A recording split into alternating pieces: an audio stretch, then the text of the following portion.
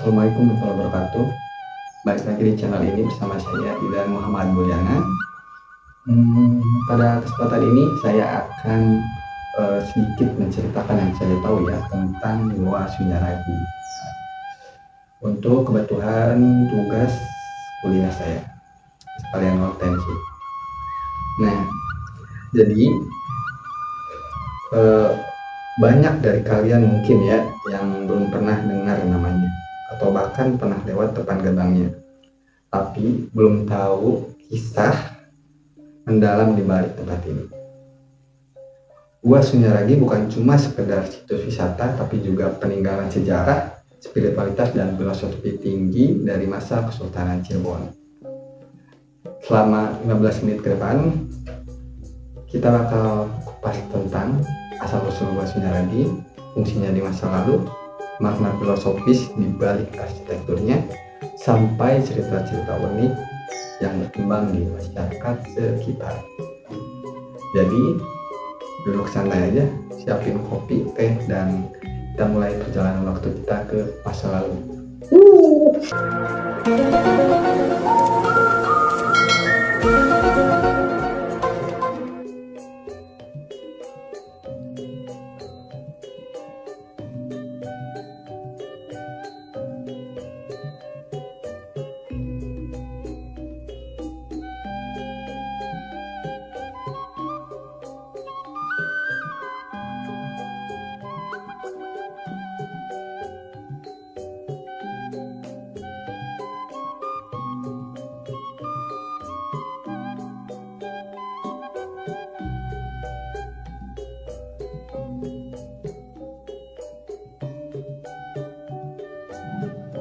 Goa Sunyaragi memiliki luas sekitar 15 hektar.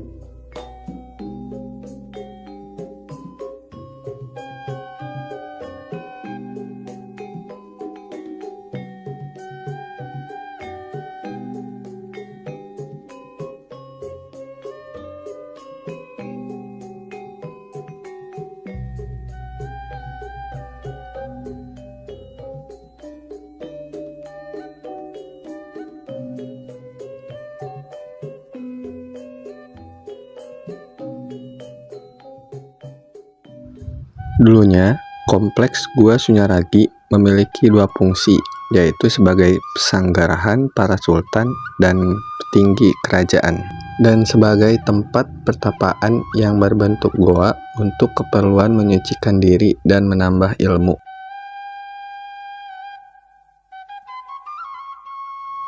Konstruksi dan komposisi bangunan situs ini merupakan sebuah taman air.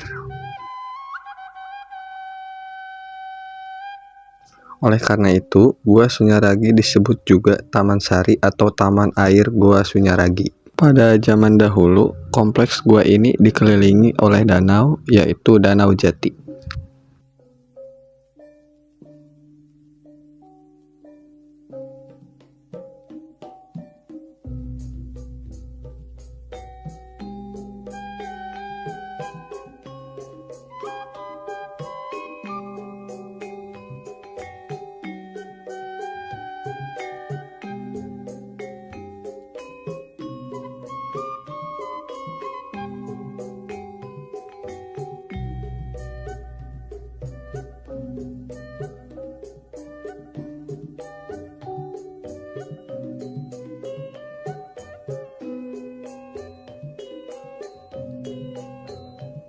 Pintu gerbang atau gapura berbentuk candi bentar dan menggunakan desain kerajaan Majapahit. Di Taman Wisata Gua Sunyaragi ini terdapat beberapa goa. Nah, ada Goa Argajumut,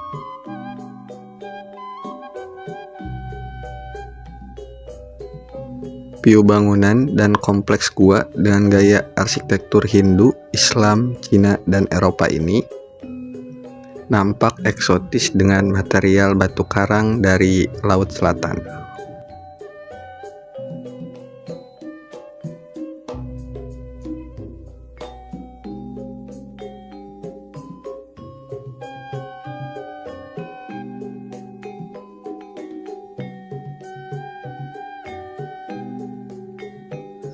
Gua Sunyaragi tidak hanya terdiri dari satu gua saja, melainkan terdapat beberapa goa dengan beberapa lorong yang memiliki berbagai macam fungsi untuk masing-masing keperluan.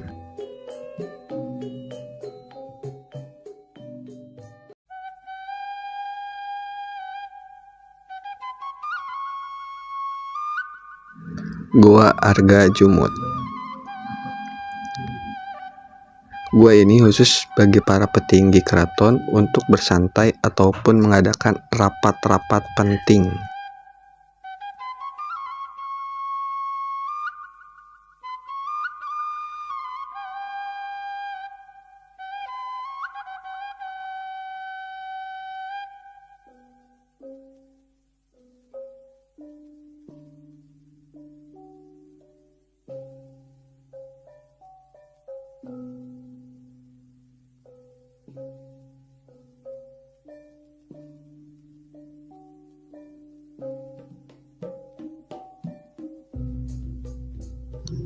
Taman Wisata Sunyaragi yang sekarang ini adalah hasil pembangunan dan serangkaian perbaikan atau pemugaran dari waktu ke waktu.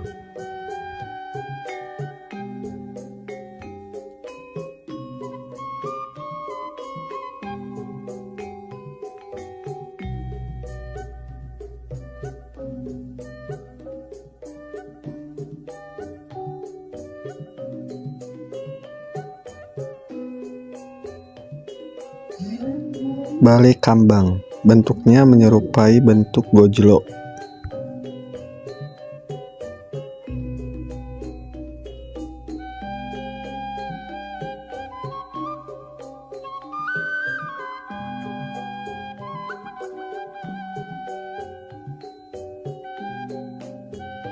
Tempat untuk mengadakan musyawarah dengan para pembesar kesultanan maupun dengan para tamu asing.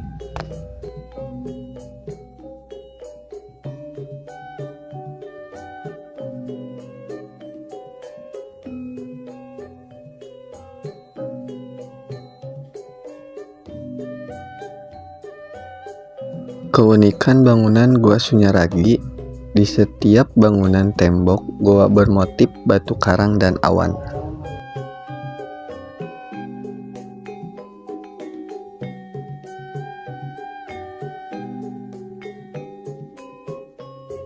Taman Wisata Sunyaragi yang sekarang ini adalah hasil pembangunan dan serangkaian atau perbaikan pemugaran dari waktu ke waktu. Perbaikan pertama dilakukan pada tahun 1852 setelah mengalami kerusakan akibat diserang oleh pasukan Belanda tahun 1778. Perbaikan pertama itu dilakukan pada masa pemerintahan Sultan Adiwijaya.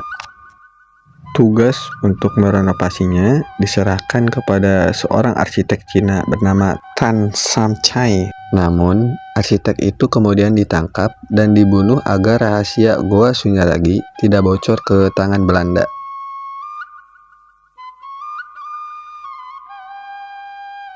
Kamar Kaputran dan Keputren, tempat putra-putri sultan menjalani penggemblengan.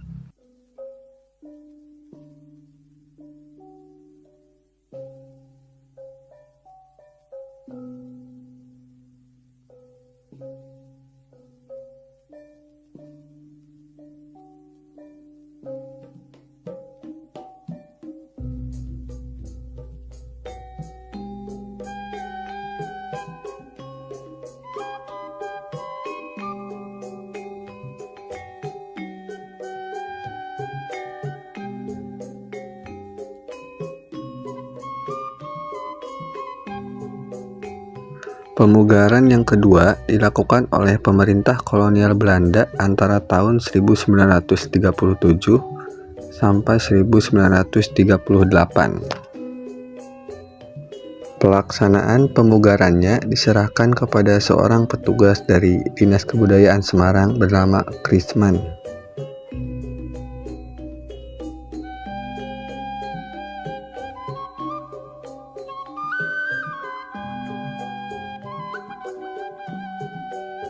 Pemugaran selanjutnya dilakukan pada masa pemerintahan Orde Baru tahun 1976 sampai 1984 oleh Direktorat Perlindungan dan Pembinaan Peninggalan Sejarah dan Purbakala, Direktorat Jenderal Kebudayaan.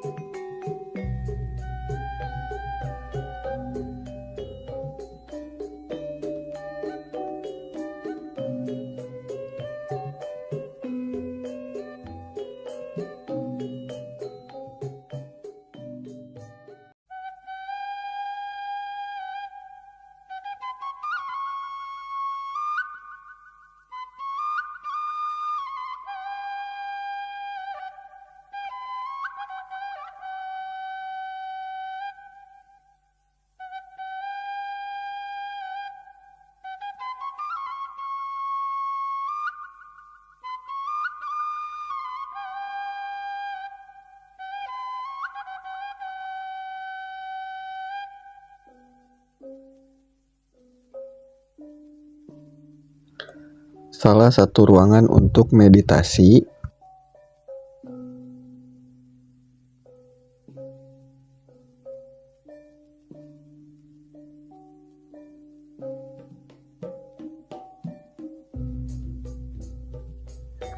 Gua Langse, tempat khusus untuk raja dan permaisuri beristirahat.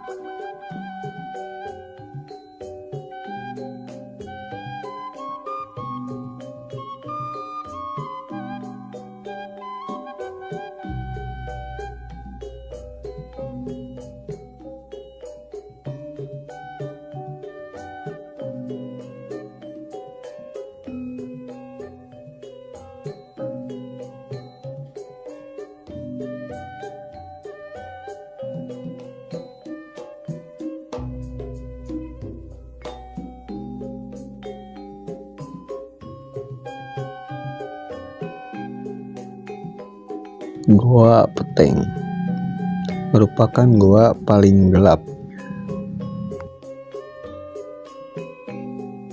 Digunakan untuk menyepi agar mendapatkan ilmu kekebalan tubuh.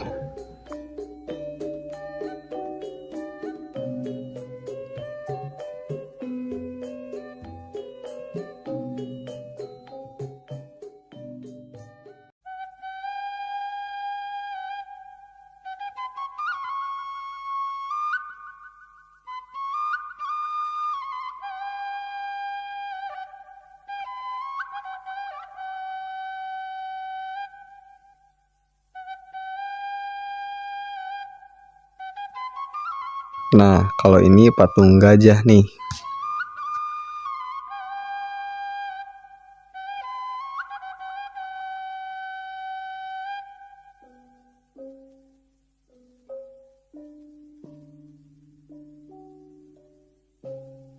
Goa lawa yang dibuat khusus untuk kelelawar.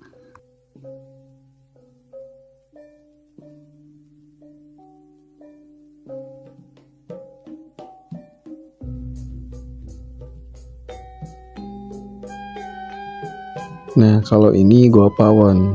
Goa Pawon difungsikan sebagai dapur untuk menyimpan makanan.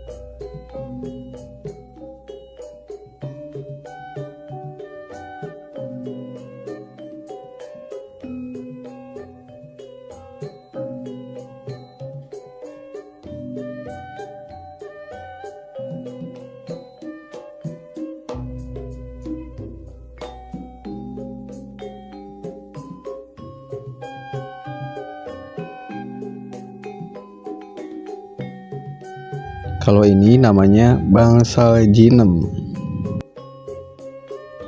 Tempat sultan memberikan berbagai wejangan kepada para pengikutnya. Nah, dan di tempat ini pula para prajurit keraton berarti ilmu kanuragan dan diawasi langsung oleh sang sultan.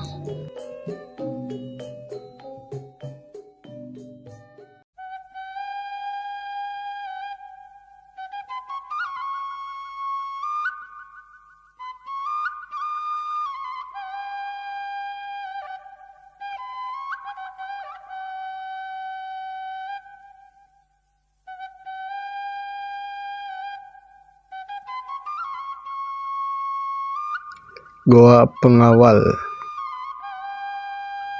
digunakan sebagai tempat berkumpul para pengawal sultan.